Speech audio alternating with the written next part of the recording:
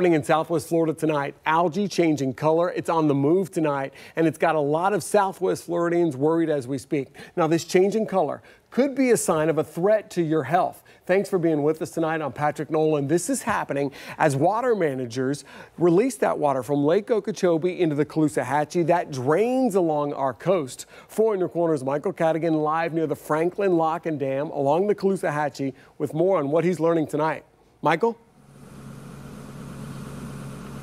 Patrick, we're on top of our live truck, which, by the way, is parked in front of the Caloosahatchee River. Over my left shoulder, you can see the lights from the Franklin Lock here in Alva. We've been out here all afternoon. We've seen plenty of green blooms. We've also seen some flies buzzing around and smelled a pretty strong odor coming from it.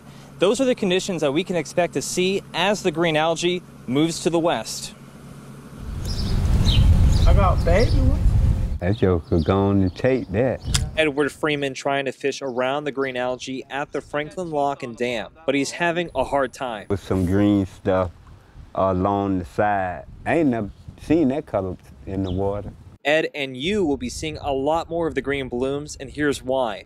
The green algae floating west of the natural flow of the Caloosahatchee, the well, less than ideal water, making its way through LaBelle, Alva, and eventually to places further west. Folks in Fort Myers and Cape Coral will start to see it.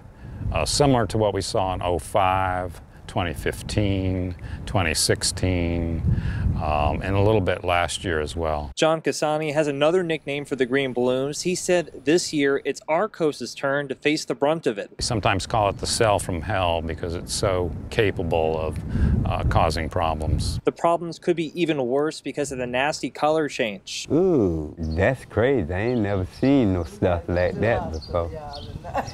Seriously, I ain't never in my life seen that color in the water. The blue stands out for water experts too. We're seeing the evolution of this bloom go from a green to a blue color, which is not a good sign. Cassani wants to warn people who get an even closer view to the blooms than these drone shots. A liver toxin and a neurotoxin. So if you get enough of a dose, it creates a liver function problem. Hearing that was enough for Edward to quickly get his fill of fishing for the day. I'm ready to go. But this blue-green algae will keep on happening if the state doesn't make some changes. Lack of enforcement, lack of funding, not adequate resources to address the root cause of the problem. And to me, that's what I see and feel when these sorts of things happen.